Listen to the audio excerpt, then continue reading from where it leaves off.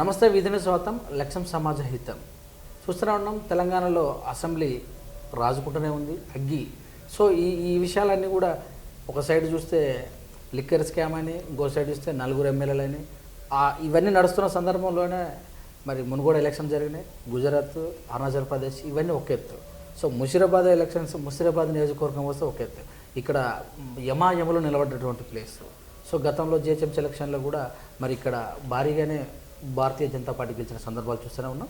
So Musheerabad assembly joint convener మరి నవీన్ కుమార్ గౌడ్ ప్రస్తుతం మనతో ఉన్నారు. సో మరి ఈ ముషీరాబాద్ నియోజకవర్గంలో మనల్లో పొందుతూ ముందుకెళ్తూ మరి ప్రస్తుతం ఈరోజు ఆయన బర్త్డే పురస్కరించుకొని ముచ్చడిద్దాం. నమస్తే అండి. నమస్తే Suresh. So many more happy returns of the day. Thank you Suresh. Thank you. బడుగు బలహీన వర్గాలకు చెందినటువంటి వ్యక్తి. సో ముందుకెళ్తున్నారు, ప్రజలలో ఇంకా చాలా అభివృద్ధి కావాలని, కాబోయే ఎమ్మెల్యే స్థాయికి వెళ్ళగాలని మనస్ఫూర్తిగా కోరుకుంటున్నాను. సో ఈరోజు బర్త్డే పురస్కరించుకొని థ్యాంక్ యూ అన్న. మీరంటే భారత మాత ముద్దు బిడ్డలని, జై భారత మాత అన్నదాకా మాట రాదు మీకు. తప్పకుండా ఫస్ట్ అదే వస్తుంది మాకు నోట్లకించి. భారత మాతకి జై అన్న. అందరు కూడా ఇవాళ నాకు విషయం చెప్తున్న V3 ప్రేక్షకులకు, మా ముషీరాబాద్ డివిజన్ ప్రజలకు అందరికీ కూడా పేరు పేరున ధన్యవాదాలు తెలుపుతున్నాను. నాకు విషయం చేసిన అందరికి కూడా థ్యాంక్ యూ. రాజకీయాల్లోకి వచ్చి ఎన్ని సంవత్సరాలు అవుతుంది అన్న? మేము రాజకీయాలు అనేది లేదన్నా, మేము చిన్నగా ఉన్నప్పుడు సైన్స్ సేవకులాగా ఉన్నాం. ఆ నుంచే మేము సోషల్ వర్క్ స్టార్ట్ చేసుకుని సార్. అప్పటి నుంచే మేము చిన్నగా ఉన్నప్పుడు సందే మేము సోషల్ వర్క్ చేసుకుంటా ఆర్ఎస్ఎస్ అందరి దగ్గర పోయి ఆర్ఎస్ఎస్లో రావాలని చెప్పి ఇళ్ళల్లో పోవడం, ఇళ్ళల్లో కూర్చోవడం, అట్లా మాకు పరిచయాలు పెరుగుకుంటా ఆ త్రూగా మేము రాజకీయాలు రావడం జరిగింది అన్న. ఆర్ఎస్ఎస్ ఫస్ట్ నుంచి కూడా ఆర్ఎస్ఎస్ అన్న. బాల సైన్స్ అంటే ఎక్కువ కూడా మన బడుగు బలిగిన వర్గాలు, అంటే గౌడ్స్ అంటే ఎక్కువ కమ్యూనిస్ట్ భావజాలం ఉండొచ్చు, కొంతమంది కాంగ్రెస్ ఉంటారు. మీరు ఎందుకు ఇటు సైడ్ వెళ్ళారు? నేను ఇలా క్యాస్ట్తో సంబంధం లేదన్నా. మేము చిన్నగా ఉన్నప్పటి సంది కూడా ఏంటంటే మన ఆర్ఎస్ఎస్ ఇక్కడ మంచిగా ఉండే మాతాన మేము చిన్నగా ఉన్నప్పటి సంది ఆర్ఎస్ఎస్ నుంచి అలా డైలీ వచ్చిన మాకన్నా ముందు ముఖ శిక్షకులు ఉండే, మా సీనన్న అని చెప్పి, మోనన్న అని చెప్పి వీళ్ళందరూ ఉండే. వీళ్ళు మమ్మల్ని ఇంటికి వచ్చి తీసుకుపోతుండే. ఆ త్రూగా మేము పోయినా మాకు అలవాటు అయింది. మేము అట్నే మేము ఇంకోళ్ళు దగ్గర పోయి మేము తీసుకురావడం, అట్లా ఆ రూట్గా ఆర్ఎస్ఎస్ అనేది బాగా అయిందన్న. అప్పటి నుంచే భారత మాతకి జై అన్నట్టు తప్పకుండా అన్న, ఎప్పటికంటే మా మాట. సో మీకు ముఖ్యంగా ఈ యొక్క ముషీరాబాద్లో చూసుకుంటే ఏమైనా గొడవలు జరిగేదా? మత ఏమంత ఎక్కువ తెలియదు. అప్పుడు ఒకసారి 92లో ఇది బాబ్రీ మస్జిద్ ఇష్యూ అప్పుడు ఒకసారి జరిగింది. మొన్న 2012లో ఒకటి ఈడ దసరా రోజు కొద్దిగా చిన్న గొడవలు జరగడం జరిగింది. అంతేగాని సామాన్యంగా ఏం జరిగాయనా.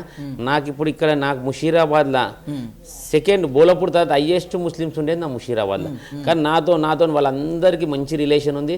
ఇవాళ వాళ్ళు నాతో ఎట్లా మాట్లాడుతున్నా అంటే పఠాన్ బస్తీ ఏరియాలకి ఎట్లా మాట్లాడుతున్నా అంటే, అన్న నువ్వు వచ్చినాక మా ఏరియాకి ఇన్నిసార్లు వచ్చినావు అంటే నువ్వు ఒకటే కార్పొరేటర్ అని ఇప్పటిదాకా కూడా ఎవరు రాలేదంటూ వాళ్ళతో మంచి రిలేషన్స్ ఉన్నాయి. వాళ్ళందరినీ కలుపుకొని పోతున్నాను నేను. సో అంటే బొట్టు పెట్టుకొని ఆర్ఎస్ఎస్ భావజాలు ఉన్న వాళ్ళని అంటే ముస్లింలు వ్యతిరేకమైన ఒక ముద్ర ఉంది కదా, అలాంటిది ఏం లేదా? అస్సలు లేదు అన్న. మనకు ఎవరన్నా వాళ్ళు కూడా ఏమంటారంటే డెవలప్మెంట్ కోసం ఆలోచిస్తారన్న. మేము వెళ్ళినాక ఎంత డెవలప్ అయిందని చూస్తున్నాం. వాళ్ళ చిన్న ఫంక్షన్లకు పోతున్నాం, మేము ప్రతిదానికి పోతున్నాం. మేము అనేది ఏంటంటే అన్న, ఆర్ఎస్ఎస్ అంటేనే ఖాళీ బీజేపీ అనేది కాదు, ఖాళీ హిందువులకు సంబంధించి కాదు. మేమేమంటాం సొబ్కే సాత్ సొబ్కా వికాస్, అందరితో కలిసి పనిచేస్తామన్నా మేము అందరినీ. సో మరి ప్రతి చిన్న విషయానికి ఇక్కడ జరుగుతున్నటువంటి గుళ్ళలకు ఒకవేళ మసీదుగా గొడవలు సృష్టించేటటువంటి అవకాశం ఉంటుంది. క్రిస్టియన్స్ పండుగ సందర్భంగా కూడా మత కళలు సూచిస్తారు భారతీయ జనతా పార్టీ వాళ్ళని, మత పిచ్చి అని కూడా ఇప్పుడున్నటువంటి పార్టీ మిమ్మల్ని అంటుంది. దీని ఎలా చూడాలి? ప్రభుత్వ పార్టీ అస్సలు సమస్యనే లేదన్నా. ఆ టైప్ కాదే కాదు. ఏంటంటే ఒక బీజేపీ అంటే ఒక మతతత్వ పార్టీ అని డిక్లేర్ చేసి ఐశ్వర్య లేదు. ఇప్పుడు ఇక్కడ నేను మీతో ఓపెన్గా చెప్తున్నా, V5 ఛానల్ పఠాన్ బస్తీ ఉంది. మా పఠాన్ బస్తీ వెళ్ళి ఇప్పుడు మీరు అడిగితే మా కోసం ఎట్లా చెప్తాను, బొట్టు పెట్టుకునే హిందూ అనే కదన్నా. మా ఆలోచన అంత ఎప్పుడు ఏముంటుంది అంటే సొబ్కే సాత్ సొబ్కా వికాస్.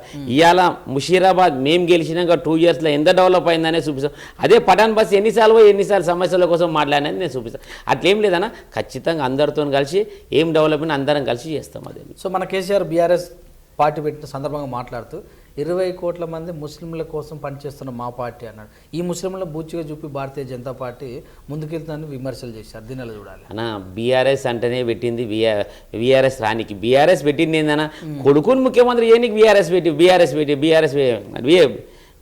పెట్టినాను. ఎందుకంటే ఇవాళ నేను సెంట్రల్లో పోతున్నా, స్టేట్లో కొడుకుని ముఖ్యమంత్రి చేస్తే వాళ్ళ పార్టీలకి ఎంతమంది వస్తారు అనేది ఉద్దేశం మీద సలహాలు తీసుకొని ఆయన ప్రీ ప్లాన్గా బీఆర్ఎస్ అనేది పెట్టింది. కానీ దాన్ని తప్పించి ఇంకేం లేదన్న.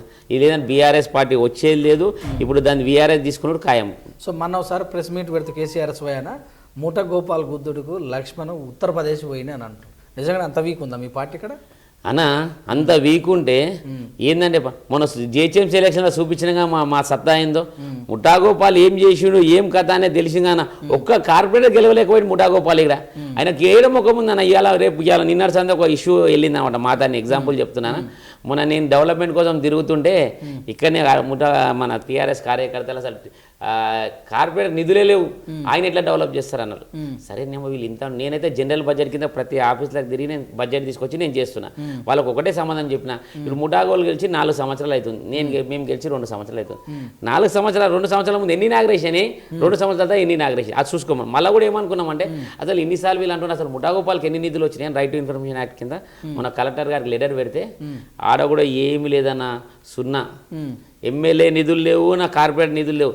ఈ కేసీఆర్ అనేది ఏంటంటే ప్రజాప్రతినిధులకు వాల్యూ అనేది ఇయ్యడు, ప్రజాప్రతినిధి పెద్దనం అనేది ఇయ్యడు. ఏం పెద్దనమైనా కేటీఆర్ ఇద్దరే ఉండాలి. ఈ దొరల పాలన చేసుకుంటూ పోతారు వాళ్ళు. ఇప్పుడు రాజ్యాంగం ఉండమనే కాదు, దొరల పాలన చేస్తున్న వాళ్ళు అంతనే.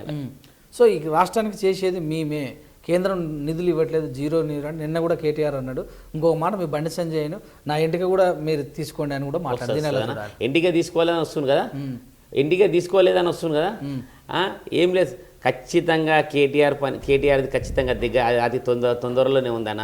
ఎన్నైతే మాటలు మాట్లాడుతున్నారో అప్పుడు మాట్లాడేటప్పుడే మా మీద కక్షపూర్వంగా చేస్తుండే ఇవన్నీ మాటలు మాట్లాడతారు. ఇంకోటి కేంద్రం నుంచి నిధులు వస్తున్నాను.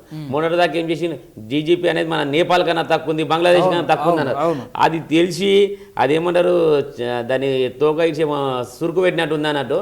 మొన్న ఏది వరల్డ్ నుంచి మనకు ఎంత ప్రశంస అవుతుంది, మోదీ మీద ఎంతమంది ఏం చెప్తారు. యుగ పురుషుడన్న మోదీ అనేది. ఇలా మోదీ ఇండియాలో ఉన్నందుకు ఇవాళ ఇండియా డెవలప్మెంట్ అవుతుంది. మనం ప్రపంచంలో భారతదేశం అనేది ఏంటంటే వాల్యూ అనేది తెలుస్తుంది. అది కానీ వాళ్ళకి ఏంటంటే వీళ్ళకి ఇంకా కళ్ళు మూసుకుపోయినాయి. దొరల కళ్ళు తెలుసుకోలేకపోతున్నారు. తెలుసుకోలేకని ఇంకా మోదీ మీద మాట్లాడుతూ, మోదీ మీద మాట్లాడే అధికారం కానీ ఏమీ లేదు. మోదీ కాలు చెప్పుతో సమానం అన్న వీళ్ళంతా. మీరు అట్లా మాట్లాడుతారు, ప్రత్యామ్నాయం మేమే మమ్మల్ని చూసి భయపడుతున్నారు అంటున్నారుగా మోడీ అంటుంది కదన్నా. ఇప్పుడు ఆయన బీఆర్ఎస్ పెట్టి ఇండియా మొత్తంలో ప్రచారం చేస్తా అంటున్నారు కదా. ఏమొస్తుందో చూడు, ఏమన్నా డిపాజిట్ అని నన్ను దొరుకుతా చూడు. ఇలా తెలంగాణలోనే కష్టం ఉంది ఆయన, ఇంకా మొత్తం పోయి ఇండియాలో ఏం తిరుగుతారన్న. ఇలా తెలంగాణలో మేము ఛాలెంజ్ చేస్తున్నాం అన్న బీజేపీ వాళ్ళం. ఇలా ఎంపీ సీట్లలో నీకు ఎన్ని సీట్లు వస్తాయో చూపిస్తాము. మీరేం ఛాలెంజ్ అంటారు, మునుగోడులో ఛాలెంజ్ చేసి వాళ్ళు గెలిచారు అన్న. మునుగోడులో నైతికంగా విజయం బీజేపీదే. మొత్తం రాష్ట్ర ప్రభుత్వం మొత్తం వచ్చి మునుగోడులో కూర్చున్నది. అయినా కానీ మేము కొన్ని ఓట్లతోనే ఓడిపోయినామన్న. అది కూడా మమ్మలను 30 తారీఖు ఎలక్షన్లు అయిపోతే మమ్మల్ని బీజేపీ వాళ్ళు అందరు నిలగొట్టి టీఆర్ఎస్ ఎమ్మెల్యేలు అందరి నుంచి పైసలు మంచి గెలిచిండనా. పబ్లిక్ కూడా అర్థమవుతుంది. ఇవాళ ఇంకోటి ఏదైనా సింపుల్గా మునుగోడులో మనం ఏమని ఇచ్చిండు మన ఊరికి, మన వీళ్ళకు మునూరు కాపన్న మన యాదవులు, మన కుర్మ యాదవులకు ఓపెన్గా అకౌంట్లలో పైసలు వేసి మీరు ఎలక్షన్లు వేయండి అంటే అందరు కూడా వేసినాక వాళ్ళకి ఎంత మోసం చేసినా, మీ పైసలు కాదు మీకు గోల్డ్ రైస్ తర్వాత ఇస్తామని చెప్పి వాళ్ళ పైసలన్నీ రిటర్న్ తీసుకుని. ఇసోటి గవర్నమెంట్ టీఆర్ఎస్ గవర్నమెంట్ అంటే ఎలక్షన్ల టైంలో ఒక మాట చెప్తే ఎలక్షన్ తర్వాత ఒక మాట చెప్తారు. ఆ టైప్ బీజేపీ కాదు. బీజేపీ ఎప్పుడు కూడా ఖచ్చితంగా నేషన్ ఫస్ట్, తర్వాత రాష్ట్రం అంటాం. ఎందుకంటే దేశం కోసం కొట్లాడే పార్టీ ఒకటే అంటే బీజేపీ ఒకటే అని ఇవ్వాలి. సో హైదరాబాద్లో ఫ్లైఓవర్లు కట్టించాము, హైదరాబాద్కు టీ హబ్ తీసుకొచ్చాము, హైదరాబాద్కు ఇంకోటి తీసుకొచ్చాము. అసలు గూగుల్ ఇక్కడే ఉంది సెకండ్ది, అమెజాన్ సెకండ్ది ఇక్కడే ఉంది, ఇదంతా మాయండవరంలో జరుగుతుందని చెప్తుండగా అస్సలు కూడా ఏం కాదన్న. ఇప్పుడు ఇలా బ్రిడ్జిలు కడుతున్నామంటే కేంద్రం నిధులు రాన్వే బ్రిడ్జిలు కడుతున్నాయి. ప్రతి దాంట్లో కేంద్రం వాటా అనేది ఖచ్చితంగా ఉంటుందన్న. ఆయనకు అర్థమైతే లేదు ఏం మాట్లాడుతున్నామో అర్థమైతే. ఇవాళ ఇవన్నీ ఎందుకన్నా సింపుల్ ఒక్క మాటతో తెలిసిపోతుంది. ఇలా ప్రతి ఒక్క బీద 10 కిలోల బియ్యం ఇస్తుంది మనిషికి. అలా మా మోదీ గారి ఫోటోనే లేదు, అలా కూడా కేసీఆర్ ఫోటోనే ఉంది, అది కూడా నేనే ఇస్తున్నా అని చెప్పుకుంటున్నాను. అరే ఇంతనన్నా సిగ్గుండాలన్నా వీళ్ళకు. ఎందుకంటే ఎందుకు అనుకుంటూనేమో ఏడు నుంచి వచ్చినా నేను దొరలా అని ఉంటాను. పబ్లిక్ దించే రోజులు దగ్గరకు వస్తున్నాయి. ఆయన సంగతి ఏందో తెలంగాణలో చెప్తారు. అప్పుడు తర్వాత మొత్తం ఇండియా మొత్తం చూద్దాం, దేశం మొత్తం ఏం చేస్తారో చూద్దాం. సో ముషిరాబాద్ నియోజకవర్గం అంటే పెద్ద పెద్ద మహానాయకులకు ప్రసిద్ధి ఇక్కడ. సో ఇక్కడ చూసుకుంటే లాస్ట్కు సీఎం కూతురు కూడా నిలబడ్డ సందర్భాలు ఉన్నాయి. ఆ తర్వాత ఇక్కడ చనిపోయినటువంటి స్వర్గీయ నాయన నరసింహారెడ్డి గారు కావచ్చు, అంజయ్య గారు కావచ్చు, వీళ్ళందరూ కూడా ఇక్కడ ప్రత్యేకత ఉన్నది. లాస్ట్కి మీ లక్ష్మణ్ గారు కూడా ఇక్కడ ప్రాతినిధ్యం వహించారు నాయన నరసింహారెడ్డితో సహా. సో మరి మీ పేరు కూడా వినబడుతుంది ఎమ్మెల్యేగా, ఒక భారతీయ జనతా పార్టీ నుంచి ఆపోజిట్ ఉన్నారు. కానీ దీన్ని ఎలా చూడాలి? మేము ఒక్కటే అంటున్నాం, మా పార్టీ సిద్ధాంతము అది కాదు. పార్టీ ఎవరికైనా డిక్లేర్ చేయని, అందరం కష్టపడి ఎవరికి ఇస్తే వాళ్ళని గెలిపించుకునే సత్తా అనుకున్నా. అందరూ అడుగుతున్నారు పార్టీ, ఎందుకంటే అవకాశం ఉంది కాబట్టి అడుగుతున్నారు. ఎవరు అడిగిన పార్టీ ఎవరైతే నిర్ణయిస్తుందో వాళ్ళ కోసం అందరం కూడా సపోర్ట్ చేస్తాం మేమందరం. సో మీ బలగం ఏంది? ఒకవేళ మీ గనక ప్రభుత్వం మీ ఉన్నటువంటి మీ యొక్క లీడర్స్ అందరూ మీ పేరు చెప్తే మీకున్న బలగం ఏంది ముషీరాబాద్లో? ముషీరాబాద్లో బలగం ఏం లేదన్న. మేము ముషీరాబాద్ ఏమంటున్నాం తెలుసానా, మేము మాకు మొన్న 13,000 చిల్లర ఓట్లు వచ్చినాయి. ఈసారి నా సత్తా నేను నిలబడ్డానా, మా పార్టీ ఎవరికైనా నిలబడిపోయినాయి. మేము మాది 20,000 ఓట్లు తీసుకొచ్చే బాధ్యత నాది, నా డివిజన్ నుంచి. ఎందుకంటే అప్పుడే నేను కార్పొరేట్ లెవెల్లో మంచిగా పనిచేసినట్టు. ఎందుకంటే నాకు వచ్చిన దానికన్నా ఎక్కువ వస్తేనే కదా నాకు వాల్యూ అనేది ఉంటుంది. ఖచ్చితంగా చూపిస్తాం. మా సత్తా ఏందో ముషీరాబాద్ అసెంబ్లీలో చూపిస్తాం. మేము పొద్దుగాలు వేస్తేనే కేసీఆర్ కేటీఆర్ వాళ్ళ జిందాబాద్ అంటోళ్ళం కాదు. మేము దేశం కోసం మాట్లాడేవాళ్ళం, రాష్ట్రం కోసం మాట్లాడలేం. ఖచ్చితంగా ముషీరాబాద్లో ఈసారి బీజేపీ జెండా ఖచ్చితంగా ఎగురుతుంది. సో ఎవరికి ఇచ్చినా కూడా టికెట్ తప్పకుండా ఎవరికైనా, నేను పార్టీ ఎవరు నిర్ణయించినా పర్లే, మేమందరం కలిసి ఉండి పార్టీని గెలిపించుకుంటాం. సో మీ పార్టీలో కూడా వర్గాలు ఏర్పడుతుందని చెప్తే సమస్య లేదన్నా, సమస్య. మీ ఎంపీ మినిస్టర్ ఉన్నటువంటి కిషన్ రెడ్డి వర్గం అని, మీ ఎంపీ ఉన్నటువంటి ఓబీసీ జాతీయ నాయకులైనటువంటి లక్ష్మణ్ వర్గం అని, ఒక విధంగా చూసుకుంటే బండారు మరి ఆమె కూడా విజయలక్ష్మి కూడా ఆమె యొక్క వర్గం ఉన్నట్టు కూడా తెలుస్తుంది. దీనిలో నవీన్ కూడా ఒక వర్గం ఉందని అంటున్నారు. తప్పకుండా ఇట్లా ఉండదు అన్న, మా బీజేపీలో అనేది వర్గాలు అనేది ఉండదు. ఏమైనా చిన్న సమస్యలు ఉంటే మాట్లాడుకుంటాం, అప్పుడే కూర్చొని మాట్లాడుకుంటాం. కానీ మాది కోర్ కమిటీ మీటింగ్ అని ఉంటుంది. మీటింగ్లో ఏం డిసైడ్ అవుతుందో ఖచ్చితంగా అదే ఉంటుంది అన్న మెయిన్గా ఎజెండా. వర్గాలు అనేది ఏం లేవన్నా, వర్గాలు అనేది లేదు. నేను కిషన్ రెడ్డి మనిషిని అంటారు ఎవరు అనుకో, అదో కిషన్ రెడ్డి వర్గం అనేది కాదు. కిషన్ రెడ్డి దగ్గర ఉన్నది కిషన్ రెడ్డి వర్గం, కిషన్ రెడ్డి మనిషిని అంటారు, లక్ష్మణ్ మనిషిని అంటారు, అంతనే. కానీ దానికి మించింది వర్గాలు అనేది ఏముండదు అన్న బీజేపీలో. కాంగ్రెస్ నుంచి కూడా కొంతమంది ముఖ్యులు వచ్చే అవకాశం ఉంది ముషీరాబాద్లో అంటారు, స్వాగతిస్తారా? తప్పకుండా స్వాగతిస్తామన్నా. ఎవరన్నా రాని పార్టీలకు వస్తే ఖచ్చితంగా సాధిస్తాం. నెక్స్ట్ మా ముషీరాబాద్ డివిజన్లో కూడా జాయినింగ్స్ అనేది పెద్ద ఎత్తున ఉన్నాయి. ఖచ్చితంగా ఇవి కూడా స్టార్ట్ చేస్తాం. ఏం చెప్తారు బర్త్డే పురస్కరించుకొని మీ డివిజన్ ప్రజలకు? ఇవాళ నా పుట్టినరోజు సందర్భంగా V5 నుంచి మన సురేష్ అన్న వచ్చి ఇంటర్వ్యూ తీసుకోవడం జరిగింది. మా ముషీరాబాద్ డివిజన్ ప్రజలకు, ముషీరాబాద్ అసెంబ్లీ వాసులకు అందరికీ కూడా నా పుట్టినరోజు తెలియజేసిన ప్రతి ఒక్కరికి కూడా నేను పేరుపైన ధన్యవాదాలు తెలుపుతున్నాను. అందరికీ కూడా థ్యాంక్ యూ అన్న.